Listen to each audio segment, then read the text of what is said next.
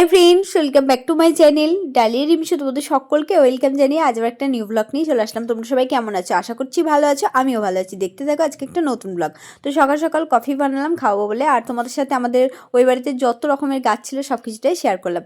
তারপরে দেখো কালকে হচ্ছে ইথু পুজো, তার জন্য কাজে জেঠি এই উঠানটা নিকিয়ে দিল সম্পূর্ণভাবে, মানে পুরোটাই, যতটা আমাদের জায়গা ততটাই নিকিয়ে দিল। তো এখন আমি তোমাদের সাথে শেয়ার করব আজকে সারাদিনের ব্লগটা। তোমরা পুরো ব্লগটা দেখো, আশা করি তোমাদের ভালো লাগবে। তো ওখানে পর্যন্ত নিকিয়ে দিলে তোমাদের সাথে সেটাও শেয়ার করলাম। সেটিকে বারণও করলাম যে অতটা নিগাবার কোনো দরকার না। তারপর কালকে হচ্ছে যেহেতু পুজো, আর আমাদের গোপালেরও এখন পালা পড়েছে, তাই ফল টল নিয়ে আসা হয়েছে। তো সেগুলো এখন ফ্রিজে রাখবো। ফ্রিজটা মোছা আছে, পুরো মুছে রাখা হয়েছে। তো ফলগুলো ফ্রিজে রেখে দেবো, কারণ এখন তো গোপালের পালা চলছে, প্রত্যেক দিনই ফল লাগে। তার জন্য এগুলো সব ভরে রেখে দেবো। আর বাবা গেছিলো কাঁদি, তো কাঁদি থেকে সব ফলগুলো নিয়ে আসলো। আর সকাল সকালই গেছিলো কাঁদি।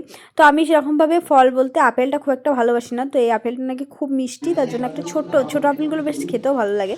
তার জন্য ছোটো আপেলটা নিলাম খাও বলে। আর এখানে দেখো আমাদের গোপালের পুজো চলছে এখন। তো আমি একটু মন্দিরেও আসলাম, তোমাদের সাথে শেয়ার করব। আগের দিন ভালো করে গোপালটাকে শেয়ার করতে পারিনি। এ দেখো কি সুন্দর গোপালের এই ড্রেসটা, শীতের এই যে সোয়েটারটা খুব সুন্দর লাগে পরালে। তো এখন ঠাকুরকে শয়নে দেওয়া হবে, আর তারপর আবার সন্ধ্যাবেলা তোলা হবে। তারপর রান্না করছি চিকেনটাকে আজকে ম্যারিনেট করে অনেকক্ষণে রেখে দিয়েছি। এদিকে আমি চিকেনটা রান্না করব। আগে আমরা গোপালের পালা পড়লে চিকেন খেতেই পারতাম না, কারণ যেহেতু গোপালটা তখন বাড়িতে থাকতো, কারণ মন্দিরটা কমপ্লিট হয়নি তখনকার কথা বলছি। তখন আমরা অনেক ছোট, মানে তখন আমরা প্রাইমারি স্কুলে পড়তাম, তখনকার কথা বলছি। তখন ছোটোবেলায় দেখতাম মা চিকেন করতো না, কারণ যখন বাড়িতে গোপাল থাকতো। তো এখন আমাদের বাড়িতে যেহেতু গোপাল থাকে না, গোপাল মন্দিরে থাকে, সেজন্য আমরা চিকেনটা খেতে পারি। চিকেন রান্নাটা আমার কমপ্লিট হয়ে গেছে। দেখো আজকে একটু ঝোল ঝোল আছে, অন্যদিন একবারে শুকনো করে রান্না করি, তো আজকে একটু ঝোল আছে। তো মা রান্না করেছে চচ্চড়ি, ফুলকপির তরকারি, আর আমি চিকেনটা রান্না করলাম। তো রান্নাটা না কমপ্লিট করে বাইরে এসে একটু বসলাম। প্রচুর ঠান্ডা আমাদের বাড়িতে, একটু রোদ ঢোকে না, তো বাড়িতে প্রচুর ঠান্ডা। আর আজকে আমি সকাল সকাল স্নান করে নিয়েছি 9:30টার সময়। তারপরে হচ্ছে রান্না কমপ্লিট হয়ে গেছে, এখন একটু বাইরে বসেছিলাম। তারপর হচ্ছে আমি এখন রাস্তার দিকে যাচ্ছি, একটা কিছু কিনবো আমি, তার জন্য দোকানে যাবো একটু। তারপরে আসলাম হচ্ছে একটা জিনিস কেনার আছে, একটু দোকানে যাব সেজন্য। আর এখানে এটা কিন্তু আমাদের পুরোটাই হচ্ছে আমাদেরই ভট্টাচ বাড়ি বলে এটাকে। তো আমি এখানে রাস্তায় সেরকম বেরোই না, আসি না, এগুলো সব কতদিন মনে হচ্ছে বেরোয়নি, বাড়িতেই বসে থাকি, কিন্তু রাস্তায় সেরকমভাবে আসা হয় না, প্রয়োজন ছাড়া রাস্তায় সেরকম বেরোই না। তো এদিকে দেখো মা হচ্ছে সন্ধে দিচ্ছে। একবার সন্ধ্যেবেলা চলে আসলাম তোমাদের সামনে। মা হচ্ছে গোপাল মন্দিরে ওখানে সন্ধে দিচ্ছে গোপাল ঠাকুরের কাছে।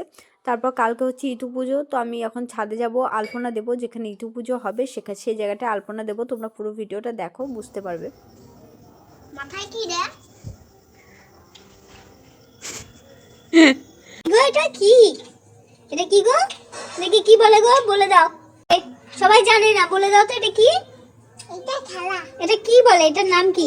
হাতি। ইংরেজিতে কি বলে এটাকে? এলিফ্যান্ট। এলিফ্যান্ট মানে হাতি। হ্যাঁ, এলিফ্যান্ট মানে হাতি। আর দেখো হাতির একটা বাচ্চা, এটা পুচকু একটা হাতির বাচ্চা দেখো বসে আছে, দেখেছো?